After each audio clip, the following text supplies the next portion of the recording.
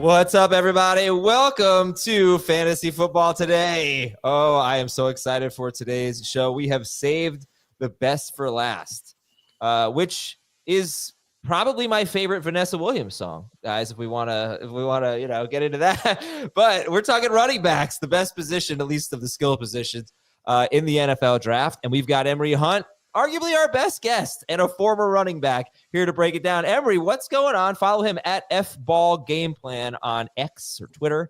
And what have you been up to the last few months? Oh, putting together this massive scouting guide. And here's the funny part, man. We talking running backs. I've graded 145 running backs, bro. I have a sickness. Like it's insane. 104. I was just saying before the show, I scouted 12 or 14 or whatever it was. You're 145.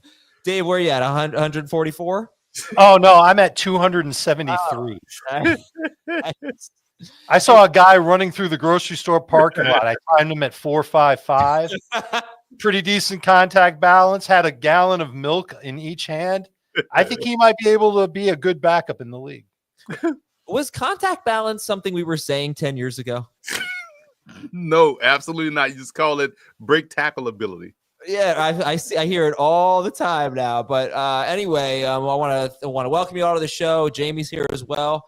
We are really excited about this position, but also, Jamie, Emory was saying before the show he wouldn't be surprised if some teams double up on running back in the draft. So it's like we're excited for this class, but it also could create some confusion in fantasy drafts, just in terms of good running backs. Sharing a backfield with a veteran, and there's a lot to be sorted out and determined. But a week from now, well, I guess 9 days from now, the NFL draft, the NFL fantasy landscape will look very different at this position. You're all over the place when Adam says in the email about our notes, we have no notes today. We're just going to wing it. That's how you can tell the way he's talking. First off, you can't call him our best guest if he's going to ruin our fantasy landscape like that by saying teams are going to take multiple running backs. Yeah. It would not surprise me at all if we see, a team, let's say like Dallas or Denver or, any of these running back needy teams that, go early and then, find someone that they like, that they scouted, that they get great value on, on day 3. And now we have a whole new backfield essentially, so it's definitely there. And, then there's the 49ers who always take a running back. So maybe they take 2 also. So there will be probably a team or 2 that does that. And then we have to just sort of say, okay, that as we said yesterday, the Jaylen Warren love, the I forget who some of the other guys, but Najee Harris, the signing there and the Chargers taking, a guy or 2 to upgrade their backfield, so those guys may not, they won't become irrelevant clearly, but they'll become problematic for what we like to talk about. All right, let's get into to the show. So let's start with this. Emory, how good is Ashton Jeanty? I think he's a solid back, man, and he's definitely a first-round back. If I was to say, is he better than, Jahmyr Gibbs or Bijan Robinson, I wouldn't go that far, but you can't knock what he has done productivity-wise. And listen, here's how I compare the whole thing. I compare it to the Barry Sanders, Emmitt Smith comparison. When we all, coming of age and we're watching the whole Emmitt Smith, Barry Sanders debate take place, you're like, well, I see why Barry Sanders is good. Like, he has a wiggle, he has a speed, explosiveness, he's exciting. Why is Emmitt Smith this good? Because he does nothing flashy. Even Michael Irvin said it when they traded Herschel Walker for Emmitt Smith, essentially. He was like, we got rid of Herschel Walker for this dude, like the slow dude. But when you look at Jeanty, it's a lot of that. But at the end of the day, there is value in his ability to have the stamina, the ability to break tackles, and not just regular tackles where he's just sliding through tackles, but the fact that he looks dead in the water, you really can't bring him down. Alvin Kamara had that same type of lower body strength, is able just to plow through guys. So I just feel like Jeanty's consistency and functional power is really good, and we haven't really tapped into his receiving ability. I have in my notes he has excellent hands as a receiver. You can tell right away if a guy is natural as a pass catcher or if he's kind of like just hoping to catch the football. He's very much natural, so that's something that's going to be unlocked as he gets to the pros. I've said this before, Adam. It's one of my favorite little nuggets on Ashton Jeanty is in his first year playing high school football in America. It was in Lone Star High School in the Dallas area. He was first team all district at wide receiver. Yeah. He just went Lone on some interview. It might have been Star. Kay Adams. Sorry, And what? said he would be a first round pick at wide receiver. Who said that? Jeanty. I think it was on Kay Adams' show that he would be a first round pick at wide receiver. Oh, yeah. He had 43 catches in 2023, only 23 catches last year. All right, They tried to get him the record in 2024. That's why he didn't catch as much. And he almost did get the record, second most rushing yards in a single season in college football history behind Barry Sanders. He had 2,601 rushing yards and 29 touchdowns in 14 games. Unbelievable. And how good is this running back class in general, Emory? I've said this, and we talked about this off air. This rivals 2017 class that had Christian McCaffrey, Leonard Fournette, Alvin Kamara, Joe Mixon, Samaje P. Ryan, Tariq Cohen was in that class, Jamal Williams, Dalvin Cook, Aaron Jones. That was a running back class. This class reminds me a lot of that one. Samaje P. Ryan gets a mention. He's still in the league, man. You know, he's had a good career. But yeah, no, that was obviously an amazing class. How many first round picks do you think we have? 2? You know what? Honestly, looking at it, I think we may see 3 because the wild card in this first round is Sean Payton. And we've seen Sean Payton not be afraid to take a back in the first round. Reggie Bush was taken second overall. We saw him take Mark Ingram in the first round. Sean Payton does not shy away from taking backs. He also doesn't shy away from taking the high backs and refusing to give him the football. So we still may see him take a first round back and give, every other back on the roster some opportunity. We saw this with Ingram. We saw this with Bush. Like, why are you just not leaving Bush in the game? So that's the wild card. I think Denver would be that third team. Chicago and Dallas, I think, are the other 2 that could end up taking backs. And so Jeanty, Hampton, and Henderson would be the third guy off the board. I feel like love TreVeyon Henderson, Emory. And what's going to get him on the field early is his elite trait of pass pro. So if you're on the field now, we kind of got to give him the ball. And when you give him the ball, like, oh, he's actually pretty doggone explosive. So he is the underrated complete back in the class. Yeah, he's 5'10", 202 pounds. Ran a 4.4 340. 5-star recruit TreVeyon Henderson shared the backfield with Quinshon Judkins at Ohio State. All right, let's get a top 5 from Emory and from Dave. Top 5 running backs, Emory. All right, so we talked about Jeanty, Hampton. I have a half-point grade higher for Jeanty, so Hampton and Jeanty are right there for me. Then it's Henderson, and then here's where it gets interesting, guys, because I am a big fan of his vision. I think he has the best vision in the draft class, and that's Trevor Etienne out of Georgia, and rounded out number 5. The explosive game breaker, very Chris Johnson, like to borrow that comp from our colleague Bryant McFadden, Jaydon Blue. Oh, wow. Okay. So, Dave, how about you? We got Jeanty, Hampton, TreVeyon Henderson, Trevor Etienne, and Jaydon Blue for Emory. How about you, Dave? I see it with Jaydon Blue. I don't have him in my top 5 just yet. Jeanty's going to be number 1. I've got Henderson second, Hampton's third, Quinshon Judkins fourth. Don't really have a fifth. I'm not blown away by the Sampsons, the Kaleb Johnsons, the Skattebos. I'm a little bit worried about which one of those guys could actually end up making a difference in the NFL. So I don't have a fifth yet, but those are my top 4. And so you're basically going to let the NFL draft figure that out for you and look at the landing spot, Dave, and that makes sense. And that's kind of how I felt. Like I said to Emory before the show, I don't really know. This is why we have Emory on, right? I don't know if DJ Giddens is going to be better than RJ Harvey and whatnot. So we'll see what the NFL draft has to say about it. Tell me about Trevor Etienne and Jaydon Blue, Emory. Kareem Hunt was also in that draft class too in 2017. That's crazy. It's easier to tell us who wasn't in that draft class. Bingo. For Etienne, it's funny watching his tape because the vision I compare it to is like if we're all sitting atop in the upper decks of the stadium and we're seeing the run play out and we're saying, oh, the hole is over here. He hits it, right? So he's seeing it real time while being field level, as opposed to us to having that 10,000 foot view level of the play. So it's always in conjunction with the run, with the blocking. So it shows you he understands offense. He understands how to, be slow to fast through. that whole running back situation of, how to be patient and really explode through the hole, accelerate. And I like how he finishes runs. Like, he finds a way to fall forward, and especially when he gets near the goal line, he really has a good sense for putting the ball in the paint. So the vision combined with the patience and the footwork, he may not be the most explosive like his brother, but he definitely has a vision and the balance and the finishing ability near the goal line. Do you see him as a Tyjae Spears type of back, Emory? I see him more along the lines of not Spears. Spears has a little bit more juice. I would say Etienne is more along the lines of, and I don't think he has the juice of this guy, but kind of the same, sees it the same way Josh Jacobs. Like, they got good vision.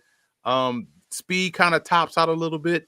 Pass pro, I would say both guys are a work in progress, but they do attack a half man, better and just kind of get in the way, which is all you can ask for as a back.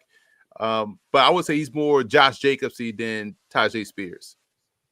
And give me a scouting report on Jaydon Blue out of Texas. If you blink, you missed him.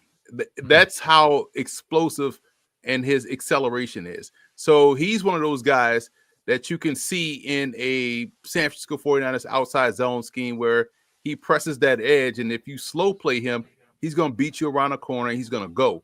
He's also very good at catching the ball out of the backfield, but because of his acceleration and in speed, you can get him involved in the downfield passing game. Very much on that Jeff Wilson type of ability where he has like tremendous like quickness and twitch. The problem is, with some fast guys like that, they tend to go down so easily. So he has to be stronger through contact, still has room to kind of add mass to his body. And pass pro, he's a liability. So let's just, we'll say that. So he definitely has to get better there. But in terms of the playmaking ability, we saw that a lot when he was given the opportunity, but he has to be able to break tackles a little bit better or run through contact a little bit better in order to be that sustained guy. So right now he's probably going to end up being that complement to someone's feature back.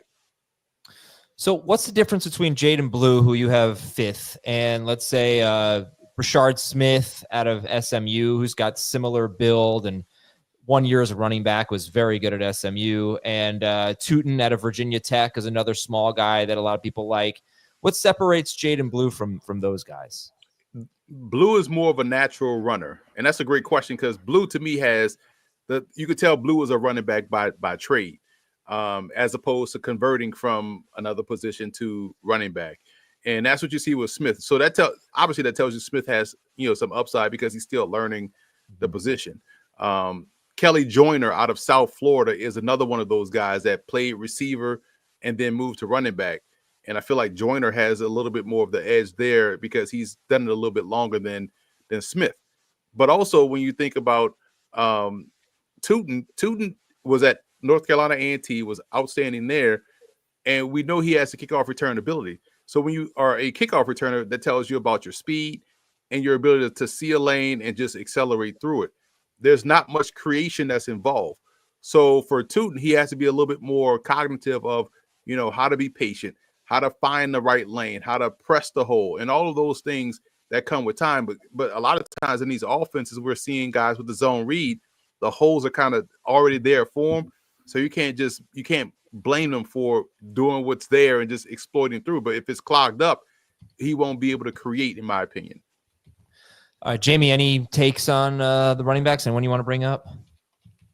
Oh, I have a lot of questions for Emory. I don't want to step on your toes. So, All right, we'll take a break and come back and we'll let Jamie ask Emory a question. I want to get some more running back ranking. We're going to talk about a lot of guys today too. And I think what fantasy managers want to know is who has like fantasy starter potential. Okay, so they don't want the guys who are going to be getting 10 touches a game. They want the guys who are going to emerge as stars. So we'll find that out as well. All right, we'll be right back on Fantasy Football Today.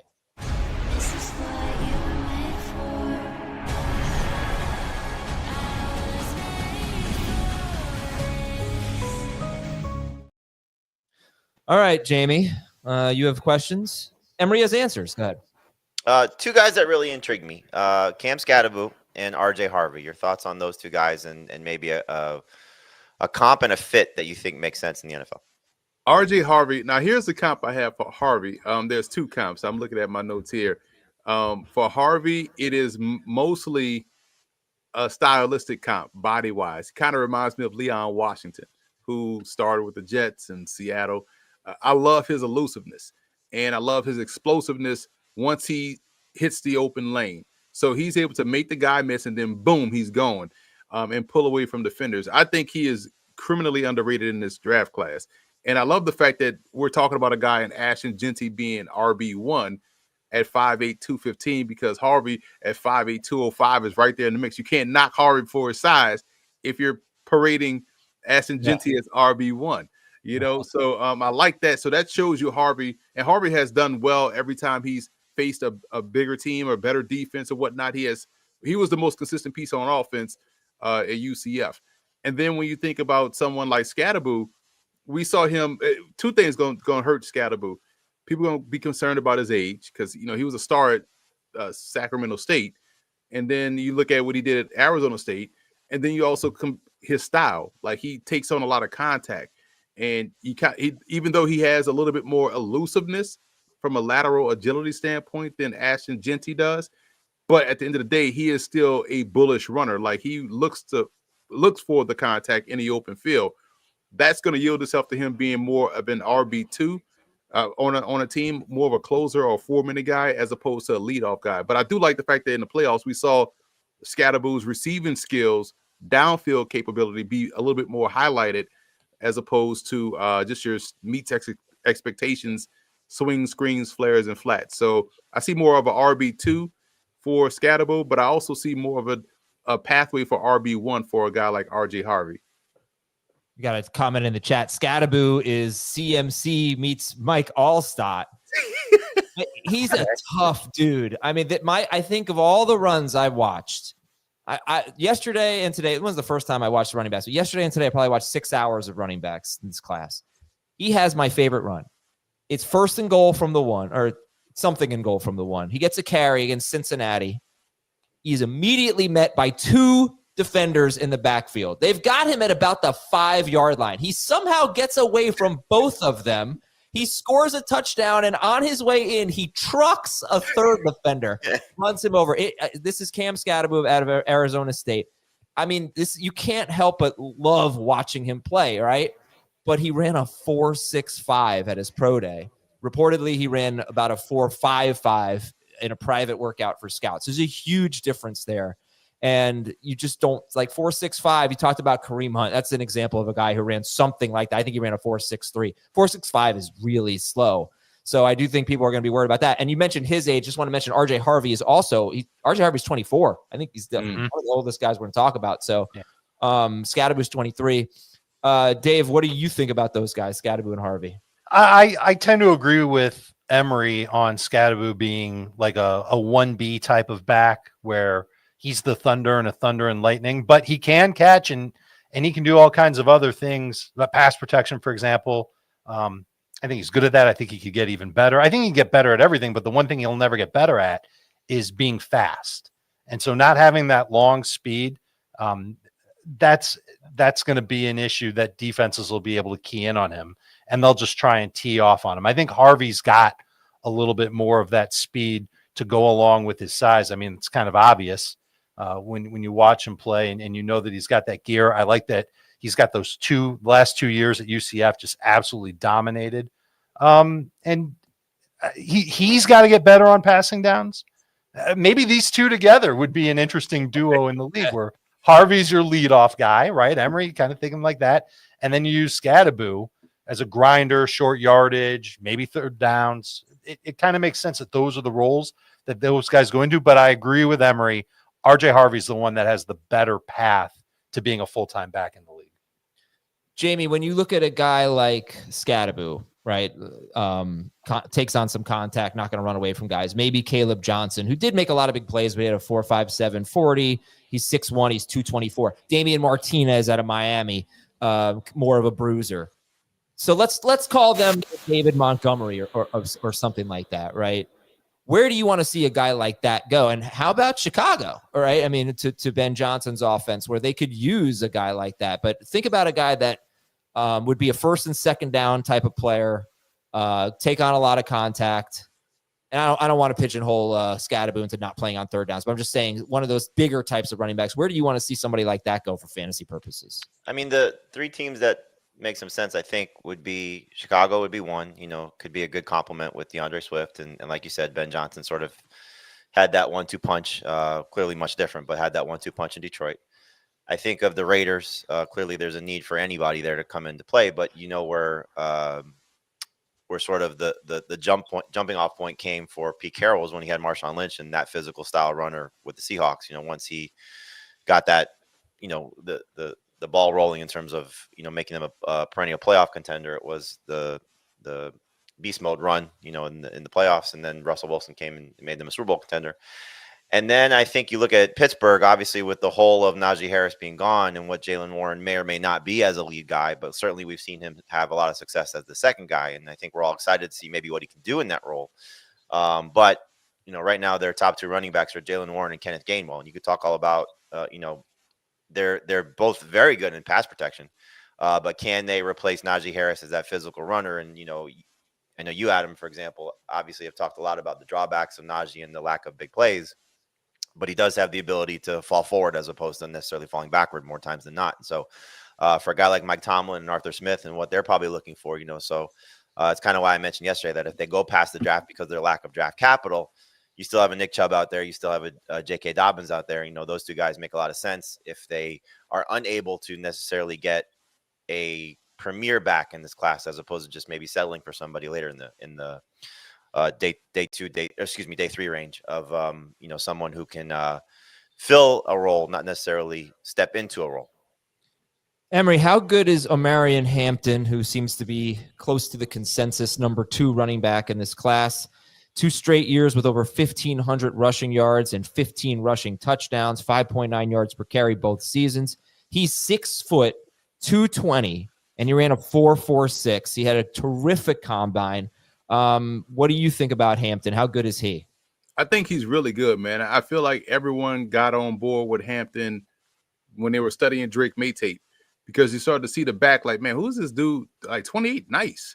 And, you watched him be a good piece of that offense that was searching for playmakers, right? He was the playmaker. And then this year, you saw him just continue to elevate his game, sort of DeMarco Murray-like, with a little bit more fluidity, but one cut downhill, explosiveness, and go. He has a nice, smooth stride, so he's able to pick up those yards in chunks. And I think that's the kind of guy that coaches, as much as we love to give coaches and coordinators credit for being, evolved, in terms of how they view things, they still view things from a meat and potatoes perspective, right? They'll always view a guy like Omarion Hampton that's the feature back, right? So that's why those guys you talked about, like the Kaleb Johnsons, the Damien Martinez, even, down to someone like a Jaquindon Jackson, Ollie Gordon, they'll look at those guys and be like, okay, this is my feature back, and we'll let these other guys, these other shorter guys and smaller guys, be our scat back, change of pace satellite guys, right? Even though sometimes it should be inversed. But when you think about Hampton, and he has a contact balance, he bounces off a lot of tackles.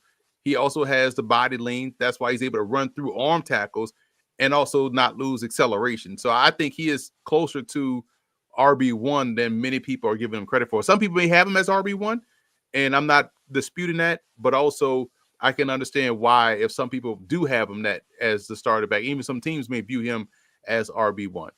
I while we're on Hampton, just because it seems like he's the one getting mocked the most to the Broncos at 20. And you said 3 guys and Peyton being sort of the wild card there. So do you think that Jeanty and Hampton are off the board before 20 in just how you're viewing the players in the class and the team's needs? I think so, Jamie. What makes me feel that way is because of how you kind of perceive the draft to fall.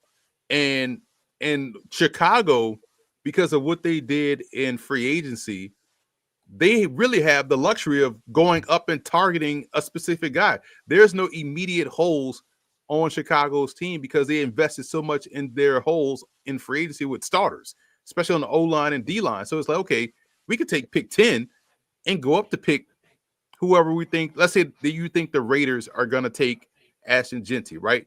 But let's go up to 5 with Jacksonville and get Jeanty, because we have essentially the luxury of doing that with the 10th pick in Jacksonville. Let's say they want to take Mason Graham, probably could get Mason Graham Mason Graham at 10, as opposed to spend a top 5 pick on it.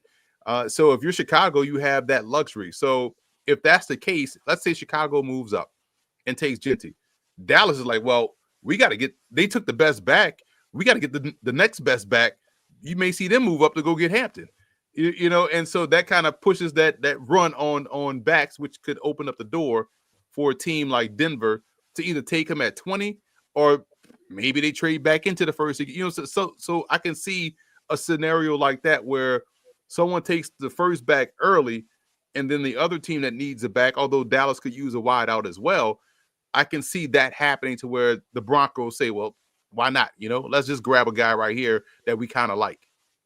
Makes sense. All right, I've got a question about Hampton for you, Emory. Mm-hmm. Processing and pad level. Do you see issues with either of those things with Hampton? I don't. I think the knock I have on him is that he takes on far too much contact, right? And sometimes you know, it's like I know Jerome Bettis talked about this before, where the running back he was with the Rams, he had to change when he became a Steeler. It's like, I can't keep taking on every piece of contact. I'm beat up after my second year. He goes to Pittsburgh. He has a little wiggle, but it helps him sustain his durability. And I feel like Hampton, okay, we got it, dude. You proved the point. Make that first guy miss, bro. Like, there's no need to run through him. You know what I'm saying? There's no more 19-year-olds out there in the NFL, you know, or in the NFL. Like, try to make a guy miss or give him a half a body to tackle or to hit, as opposed to taking on full contact.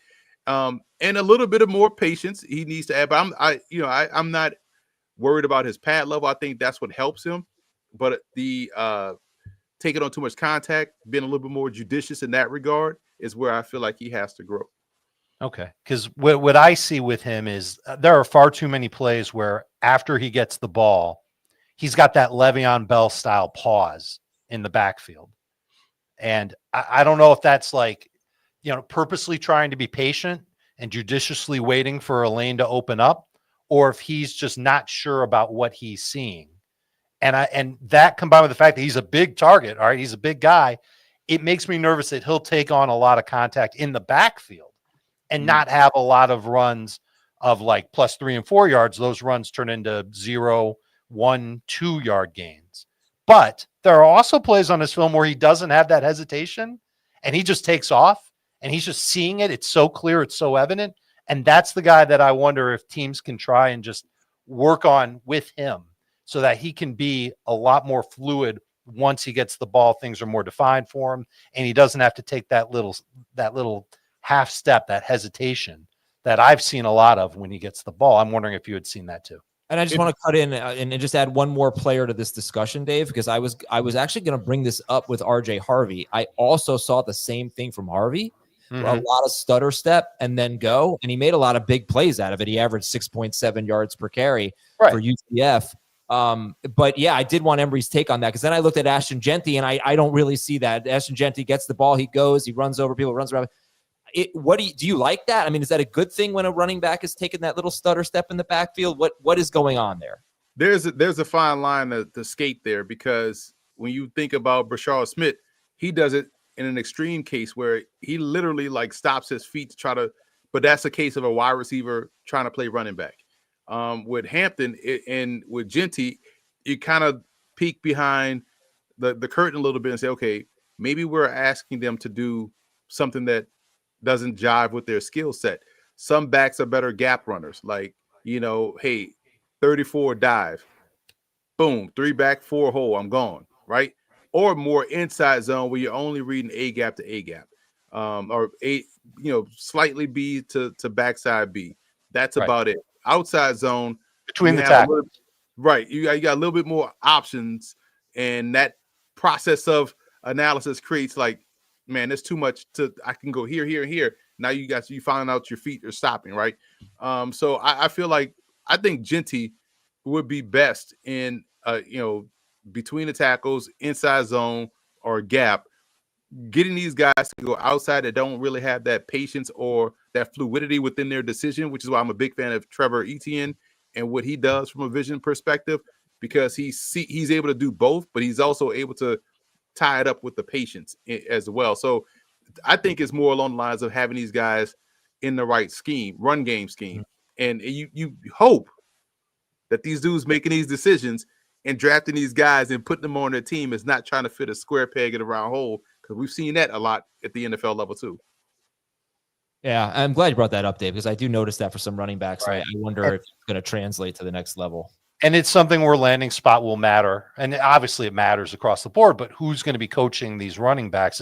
Is it a coach who has gotten a running back to change his style and been successful with it in the past?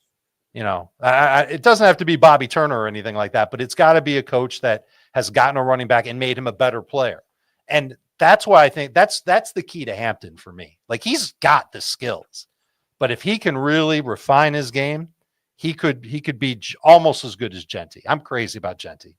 So I think he could be almost as good as Jeanty. But right now, I think there's some things that he's got to work on.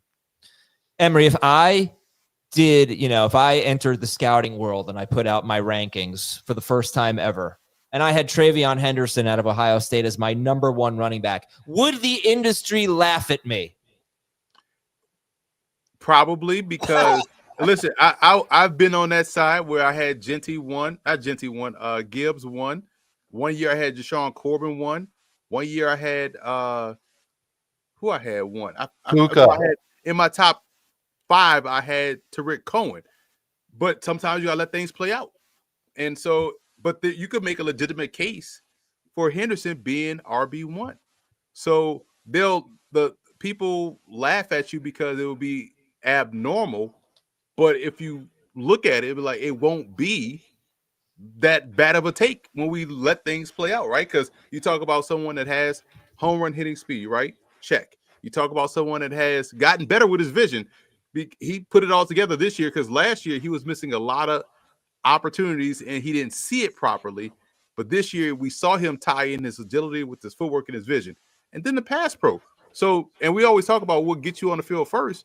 It's the pass pro as a rookie and the skill set. So it's like, I can see him being RB1. And so it's not that wild of a take. But people will, because it's not the consensus that everyone puts out what everyone else is thinking type of rankings and mocks. Right. Then it'll ruffle some feathers. But when you're right, nobody will bring up the fact that you had Henderson RB1. And isn't it more of like Henderson that he never had more than 16 carries in a game? And that's a good question, because I was in the studio the other day, yesterday with Beanie Wells, former Ohio State great, our colleague over here at CBS, and we was talking about how when Henderson came to Ohio State, he was billed as the next great, and he tried to give him that role early in his career. He just couldn't seize it, right? And then you saw other backs like Mike Weber, you saw Mayan Williams, then you see them go out and grab a Quinshon Judkins to go in. So it's like he couldn't really kind of push forward as the guy. So maybe we saw, to your question, maybe we saw him as potentially, hey, maybe he is just a complimentary guy. Maybe he is a 1B or a 1A to somebody's 1B or 1B to somebody's 1A, and not be the feature guy. I think his case might specifically have to go to a certain team, right? Yeah, right. I think his is more, the Shanahan, McVay tree, right? As opposed to saying he's going to go to Dan Quinn offense or Cliff Kingsbury offense and be good on his own there. So that's where we was funny, because we were just having that discussion yesterday about how he came into Ohio State, and he was a 5-star, highly touted, this is the next great Ohio State back, and just never materialized that. But he also became a very good runner. I don't know how many examples there are of this, but I wonder if that will raise any red flags if, let's just say, he falls to round 2 and Judkins falls to round 2, and the Raiders pass on both. Whew. If they don't take a running back in round 1, knowing that Chip Kelly had them in school. True. Yeah, that's interesting. And does he say, okay, I had enough, or not a good fit, or Pete Carroll, and front office there say, okay, we like them, but no. But those things are always interesting to me about, whenever there's a college coach coming into the league and they're like, I'm good. Sure. But it could also be like, what do the Raiders really need? And I don't know how. I'm sorry. Let me retract. If they take a different running back. Then that yes. would be a red flag. Well, outside of right. Right. All right, let's take a quick break. I want to talk. I'm talking round 2. Obviously, if they have a chance to take Jeanty, they're taking Jeanty. Right. But okay. So you're saying in round 2, they take Anybody Johnson. but those two. Right. They're both on the board. And they say, you know what? They opt for somebody else. Right. Yeah. Okay. Then that would be very interesting. All right, we got to take a quick break. I want to talk more about Judkins, some statistics on him, and we'll be right back. There's so many more guys to discuss. Dylan Sampson and DJ Giddens, Kaleb Johnson, etc. We'll be right back. And Emory, the Hurricanes guy hates Martinez, by the way. Not hate, but yeah, I want to talk about him too. We'll be right back.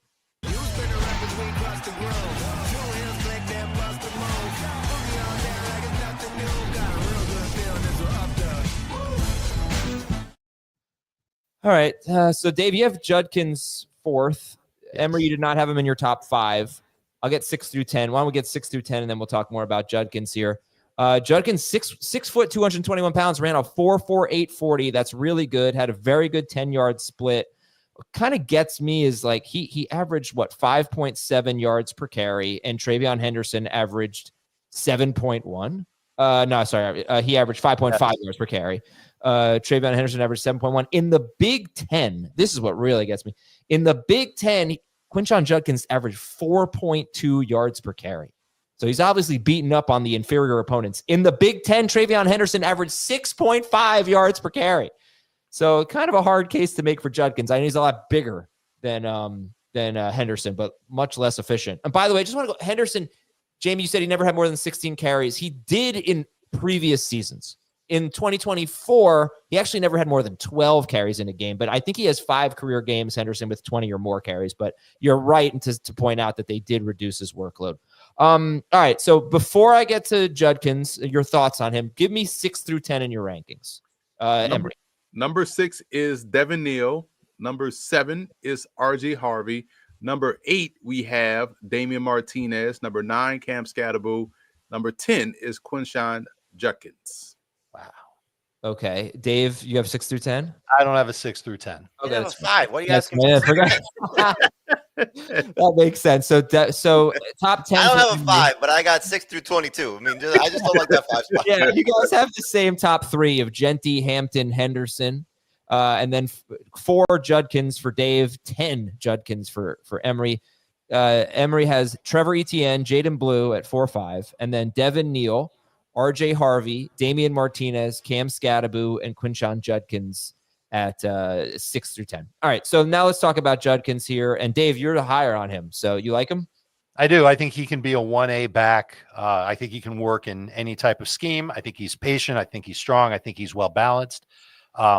There's room for development as far as receiving goes, but he's capable there. I think that he just, I don't, for whatever reason, I don't think he chose to use his agility as much in college, and especially last year, than he should have. He tried to be a little bit more of a physical back.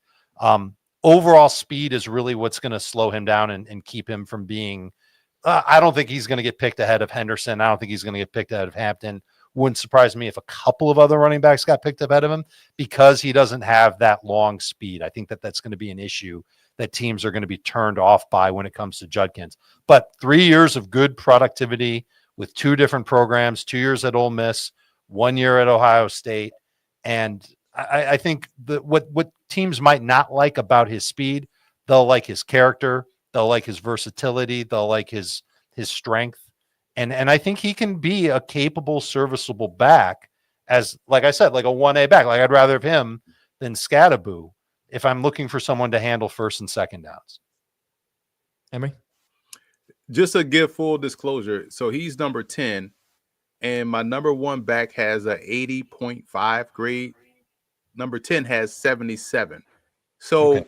You think about the that's why when we talked earlier about the depth of this class, this is still a very good back.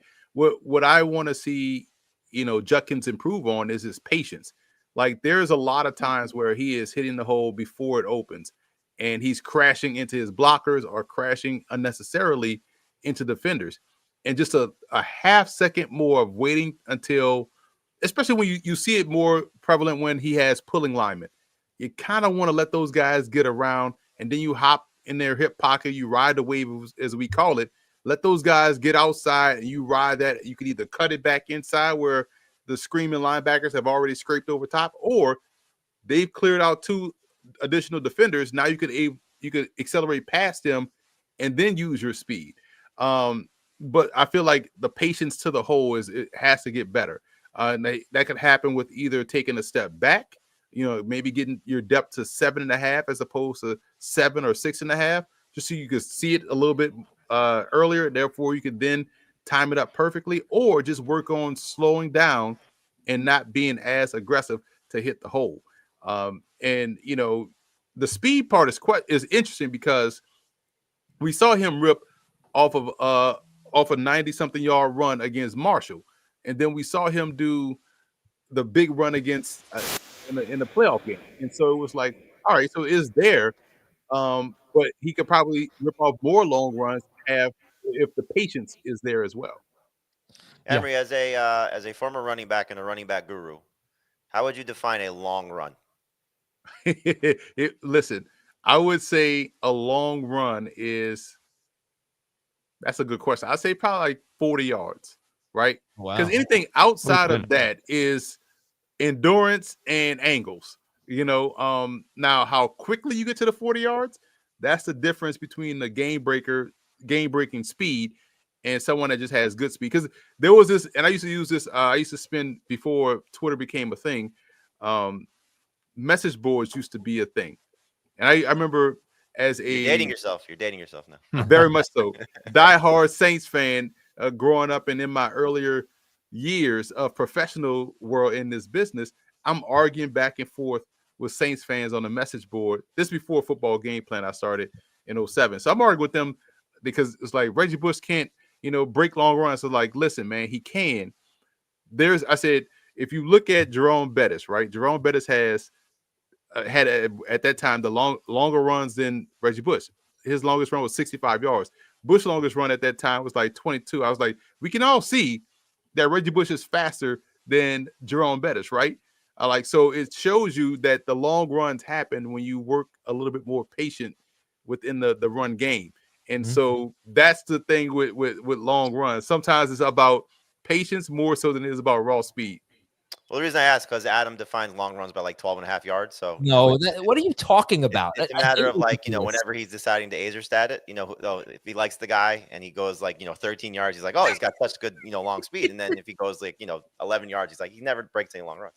No, I actually, for these running backs, I looked at runs of 20 or more yards, and I looked at not all the guys that you heard in Emory's top 10, but 1, 2, 3, 4, 5, 6, 7, 8, 9, 10, 12 running backs. And the guys who had the best rate of carries of 20 or more yards, Kaleb Johnson. I didn't say this on the air, did I? I said it off the air. I don't think I said this yet, right? Just say it again. Okay. Kaleb Johnson had the highest rate. DJ Giddens was second. They both had a carry of 20 or more yards on more than 8% of their carries. RJ Harvey was third. TreVeyon Henderson, fourth. Ashton Jeanty, fifth. I would say the worst two were Cam Skattebo, and this one really stands out. By far the worst, Quinshon Judkins. Yes. So the best were the best in terms of runs of 20 or more yards were Kaleb Johnson, DJ Giddens, and I would say RJ Harvey were the three like real standouts, followed closely by TreVeyon Henderson, Ashton Jeanty, maybe one or two other guys. The worst was Quinshon Judkins, and also Cam Skattebo was pretty bad here too. And I was disappointed in Dylan Sampson, 4.7%. I feel like Sampson at his build should be ripping off bigger runs than that out of Tennessee. I want to get to him. I had a question here in the chat about Kaleb Johnson. Interesting guy. I was pretty high on him last time we talked about running backs like a month and a half ago, but I don't know. He had the worst 10-yard split of all running backs. Not a great 40 time, like 4.57 or something. He's big, right? He's like over 220 pounds. So this question from Ricky, between Quinshon Judkins and Kaleb Johnson, who's more likely to fall into the fourth round? I did find it interesting that Johnson, a much better home run hitter than Quinshon Judkins.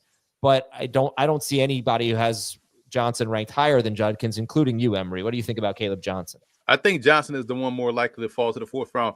And this is, I always tell the story because this was pretty interesting. So during the season, you're seeing tweets about, oh, Kaleb Johnson, Iowa back, boy, you gotta. I saw I hadn't watched him yet because I'm covering NFL, also covering college football, but also preparing for a broadcast.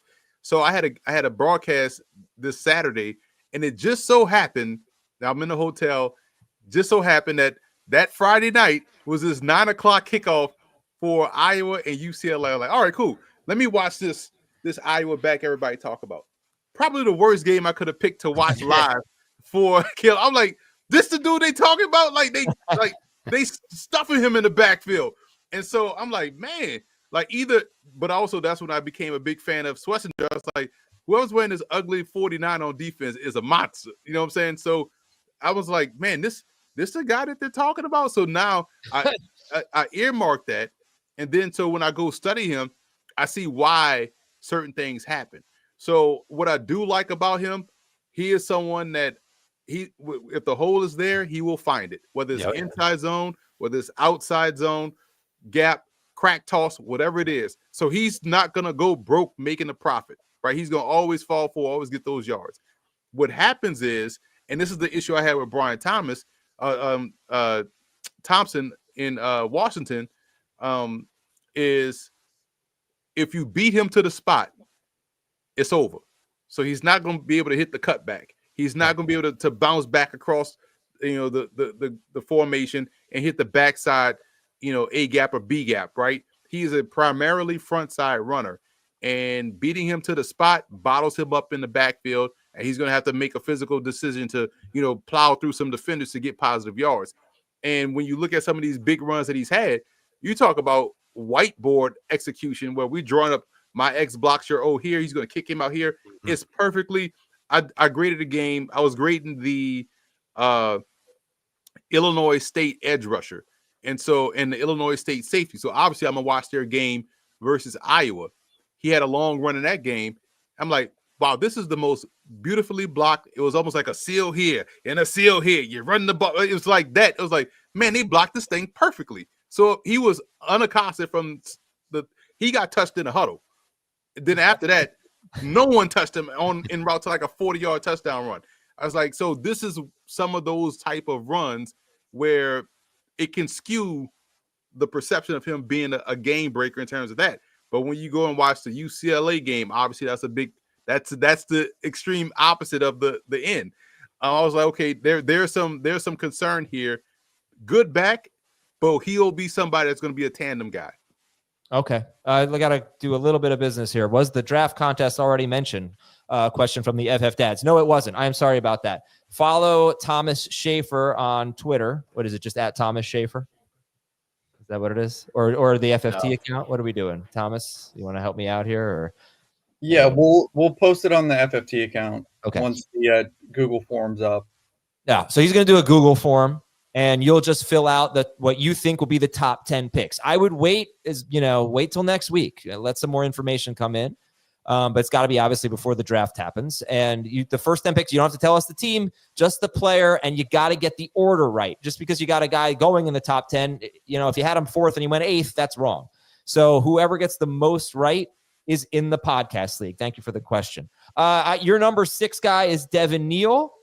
All right. I'm gonna be the guy. I'm gonna be the jerk who's mean to his guest here. This is what I wrote in my notes. I have now watched 12 running backs. Devin Neal is clearly the least athletic of them. I'm not a Devin Neal guy. Too slow, doesn't avoid enough tackles. Why am I wrong about Devin Neal? Well, I think he's more elusive, but the problem with Devin Neal, it was shocking. There's some things that are shocking in a positive way and some things that are shocking in a negative way. What was shocking in a negative way was when I found out he was 215. Because he at times plays like he's 173. Mm-hmm. It's like you go down way too easily, man, like for a guy that's 215. And so I kind of want to see him be a little bit more active in terms of breaking tackles through contact or running through contact, especially we're in this draft class where contact balance is the Pee Wee Herman's word where everybody goes screaming around. Shout out to CBS. I used to watch that growing up. But yeah, so in this draft class where contact balance is the thing, your contact balance better be up to par with everyone else. But what I love about Neal, he was the playmaker, the most consistent playmaker on their offense. Because as much as we like Jalen Daniels, very much inconsistent game to game, but Neal as a receiver, as an elusive runner, was more so the consistent guy. So he is someone that could probably be that DeAndre Swift role for a team in the backfield. Your thoughts on RJ Harvey? Love it. I tweeted out about him during the season as I'm watching the game live in preparation. I'm sorry, I forgot we already did RJ Harvey. Right. I'm so sorry about that. I was just going through your rankings. Jamie asked you about RJ Harvey earlier. Your thoughts on Damien Martinez out of Miami? He's one of those foundational backs, those feature backs. He was great at Oregon State, was not used enough at Miami, just for obvious. So you got, Heisman candidate, #1 overall pick type guy at quarterback. We're going to toss the ball around the yard. But he was able to do well with the carries he got. And that type of ability to operate without volume, despite looking like a volume back, is that's going to yield itself positively when he gets to the pros. He's very much good without the ball in his hands. He's, wants to block. He wants to be go out there and block for the other runner. So he's someone that's going to be on the field very much so as a starter, a 1A to a 1B behind him. Another big guy. You don't see him catching a lot of passes, right? I don't think Martinez is going to be on the field on third down. 32 in his career. Yeah. How about Dylan Sampson? We had Mike Renner on a few weeks ago, and he mentioned Sampson as a guy who's very young, which is definitely, he's going to be 21 years old in September, and he felt like he could fill out a little bit, put weight on because he's a little small. He's 5'8", 200 pounds. What do you think about Sampson? I see him in a lot of top 10 lists. He's out of Tennessee, and he's had 22 rushing touchdowns. Yeah, he has good acceleration. He's able to get an NFL corner with ease. So outside zone, knock yourself out. He's going to turn the corner. He's going to help you, get the extra point team ready because he can score. The problem is the vision is just okay. And that is regard to interior running for me, where a lot of the big plays happen. We tend to think of terms of guys with speed hitting the outside, and that's how you get a guy with speed, the ball in space. Like, no, a lot of the big runs come right down Main Street, and then you make a cut and then you accelerate. So for Sampson, it's about getting to that point where he's making that cut to accelerate, which means your pre-line of scrimmage stuff has to be on point, has to be consistent. I think that's why I don't like the Tennessee offense from a rushing perspective. Because it stymies the development of the vision component that a running back needs to be successful. And Jamie, I want to knock on Jalen Wright last year too. I want to put Jalen Wright up with you because, you talk about Dylan Sampson. Some people are very high on him. Dylan Sampson, 5'8", 2. These are just combine measurements, right? 5'8", 200 pounds. Ran a 4.4 240 at his pro day. So his combine 5'8", 200 pounds. 4.4 240 at his pro day. Jalen Wright, 5'10", 210 pounds. So he's 2 inches bigger. He's 10 pounds bigger. He ran a better 40, 4.38. He shared a backfield with Sampson last year, or in 2023, and he averaged 7.4 yards per carry, and Sampson averaged 5.7 that year. This past year, Sampson averaged 5.8. It's just kind of interesting, just because a guy didn't really explode in his first year, Jamie, we shouldn't forget about them going forward, because I think you could look at Jalen Wright and say he was a better prospect than Dylan Sampson in some ways, if not in not many ways. I will say. Sorry, go ahead, Emory. No, I'm sorry. I was about to say. I will say this: Sampson excels in pass pro, like from a recognition and getting there so he could be one of those guys that coaches trust to get him on the field. I do think, going back to Emory's, point at the beginning about teams doubling up on running backs, these are the type of guys, the Jalen Wrights, the Trey Bensons, the Blake Corums, the guys from this somewhat disappointing class last year. And we've mentioned this a few times, which of these guys are going to become irrelevant quickly because the team goes back into the draft pool again and says, okay, that guy didn't get on the field, that guy didn't excel, that guy didn't do whatever we needed him to do. And the Dolphins may have already told us that by signing Alexander Mattison, losing Raheem Mostert and then going out and getting another veteran because they don't trust Jalen Wright to be that, 1A or second running back. So it's going to be fascinating to see what some of these teams do, specifically for the guys from a year ago. So Marshawn Lloyd, for example, I think a lot of people liked him going in last year. Like the landing spot, to be the second guy in Green Bay. gets hurt, doesn't play, and now may be replaced, if the Packers feel like they need to go get somebody else. So a lot of these guys are going to become, I think irrelevant. The ones I think that escape the draft and have the chance to, so Benson and Wright and some of these guys, and especially, in the case of some of these guys playing behind the older running backs, those are the ones that are going to be very interesting for what our audience likes, So, as you said, Adam, you don't want to see the Cardinals go get anybody else from the Benson side of things. You like to see it maybe long-term in case Benson's just not legit and James Conner's going to be 30, so dynasty purposes, he could be really good. But that's, to me, the fascinating part of this draft. It's not necessarily the prospects. I think there's so many great players here. The fit is going to be really interesting. It's which of these teams tell us we don't like our guys, whether it's the backup, whether it's the starter, whether it's, looking at it 2 years from now. I think it's why, Kyle Shanahan prior to McCaffrey and even last year, he always convinces John Lynch to draft a running back every year, no matter what. We're getting the guy. Emory, your thoughts? Hold on. When it comes to Sam, I've got two questions for Emory. This is about Sampson's paths to playing in the league.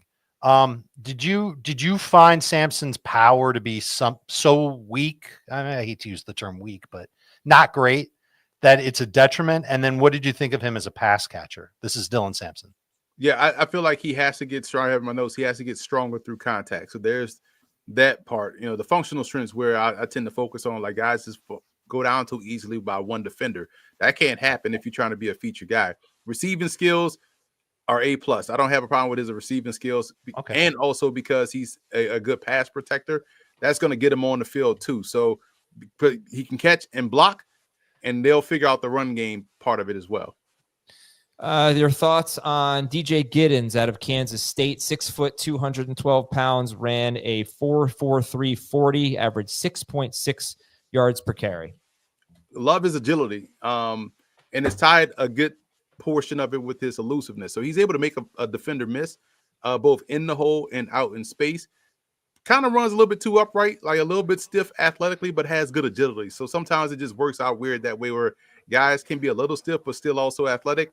We see that with the tight end Harold Fannin, who visually looks stiff, but somehow is still considered athletic. We've seen that a lot, and guys are able to have David Njoku is another one that is clearly stiff, but he's also athletic.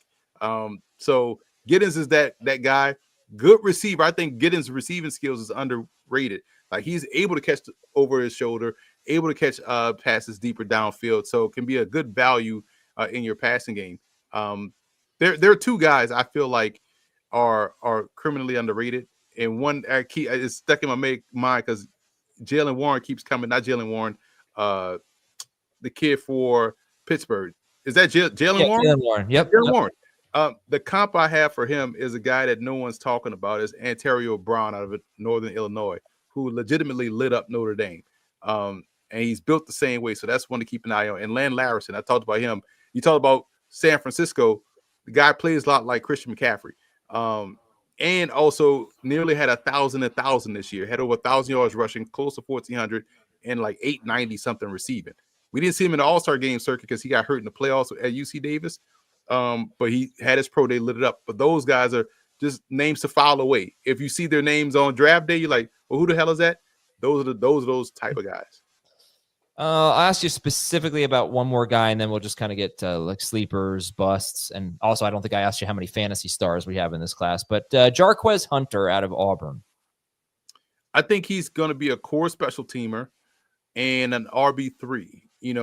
I see him as a solid back, as a decent back, as someone that's going to not be as fantasy relevant, if that makes sense. I don't think he's going to log enough touches to where he's going to be a guy that you kind of have to draft in fantasy. All right, so I think you may have just answered this, but who are some sleepers in this class? Well, those are two like deep sleepers, right? That you may see like, why is this guy why is he being drafted? But that's why they got legitimate talent. Marcus Yarns is out of Delaware, was at the Senior Bowl, but funny story about him, I was on the broadcast for the Monmouth Delaware game, and they had a lot of scouts in the press box, but because Delaware had the corner Tyron Herring. Monmouth has the running back Sony Into that had 24 rushing touchdowns this year at 5'11", 235. That's another sleeper as a strictly goal line back. They use him as a wildcat quarterback. He was from Harvard, transferred to Monmouth, but he scored 24 touchdowns this season, rushing touchdowns. So keep that under your hat. That's another sleeper. But obviously, everybody's also there for yards. And I'm like, this is the third quarter. I'm like, this is a tight game. I'm like, everybody talk about yards. Then the next play coming out of commercial break, they threw him a little pop screen, 80 yards, touchdown. I was like, okay, that's it. I see it. And he put it in cruise control after 20. That's how quickly he got out the blocks. I'm like, oh, so this is someone that could be as dominant as a receiver, not just because he caught a quick pop pass, but we saw him run routes down at the Senior Bowl. But you understand how that acceleration makes it a problem for people. And so that's another sleeper. LaQuint Allen, blocking effort is there. Good footwork. I put in my Scott notes. He has old school typewriter type feet. This is the agility, right? And he's another one. He's a younger guy, right? He came out early, and so he kind of along that lines of how he could be this year's Bucky Irvin. Someone that goes in the mid rounds, and you're like, wow, this guy's their starter. So that's kind of another guy to keep an eye on. And these Ole Miss guys, like so many people that transferred from Miami that went to Ole Miss that also just are Henry Parrish, explosive speed, Bentley, good elusiveness. Like there's a bunch of these type of guys that's going to end up starting as kick returners, that's going to find their way functioning within the offense. And Ollie Gordon, somebody's going to draft Ollie Gordon. You just don't almost lead the country in rushing and be a Doak Walker guy and just go non-existent, right? So this could be someone for like Dallas if they don't take a back early. Gordon could be their mid-round guy and end up being their starter, which now should open the door for them to let Deuce Vaughn play, because that's another untapped resource that they have on the roster. Ollie Gordon out of Oklahoma State, he almost led the nation in rushing in 2023 at 1,732 yards and 21 touchdowns. Pretty impressive. All right. How many fantasy stars are we looking at? You mentioned that 2017 class. You mentioned some really good players there. How many guys are going to be must start fantasy options? I would say based off 2017, if I just hyped up 2017 like that, and I would say 12 guys. Whoa. I think, Wow. just think, out that 2017 class, let's say McCaffrey, Fournette was fantasy relevant for a minute. Tariq Cohen had a spark. Kareem Hunt had some fantasy relevance early. We know Mixon still does. Aaron Jones, Dalvin Cook, so that's 7. Jamal Williams touchdown. I know he had a little run. So I would say this class, let's say about 10 to 12, man. Wow. Okay. All right. I think there's enough openings for that to happen. I don't think it'll happen like immediately, but between all the teams and their needs, I think maybe almost half the league has a need for at least one running back to fill into the top 2 spots of their depth chart this year. Mm. Did you say Kamara? We also had Kamara and James. Oh yeah, Conner. like him too. Like James Conner. Yeah, James Conner. Like, bro. So yes, 10 to 12, confidently 10 to 12. Oh, and Chris Carson too. Holy cow! Was there anybody who went 16, undrafted? 14 to 16. I'm calling it. The hood is all 14 to 16. Let's go. Oh man, undrafted. I don't know, Dave. I'm not sure. All right, Emory. Thank you. Any guys? Any more questions for Emory? No, he covered it. That was awesome. Yeah, that was really great stuff. I think it's going to be real interesting to see how people in dynasty leagues change their strategy, because usually this is how I work in dynasty. If there's a stud running back, I'm going to take him. But otherwise, I know that longevity favors pass catchers, and I kind of veer toward them. But there are just so many interesting running backs. And if they all end up in decent spots, it could push wide receivers down a little bit, especially since this year's draft class at wide receiver, not quite as deep or as good as the running back class. It's good that you only favor running backs in Dynasty. Listen, Did Sony you say? info. I said it's good that you only favor running backs in Dynasty. Well, in the rookie drafts. Okay, I like them everywhere. Yeah. All right. Sorry. All right, Emory. Thank you so much for coming on, man. Appreciate y'all for having me, man. Always a pleasure. All right. We will talk to you next week with Ryan Wilson to do a little mock drafting. And then, of course, we've got a show on Wednesday, and then we've got a show Thursday night, Friday night, Saturday night after round 1, after rounds 2 and 3, after rounds 4 through 7 of the NFL draft. We will. Austin Eckler, Daria Gumbawale. Eckler was in that class. Eckler was in that class. 17 to 20 fantasy relevant. Matt Breida. Oh man! All right, just don't say contact balance anymore. We'll talk to you on Monday. See you later, everybody, on Fantasy Football Today.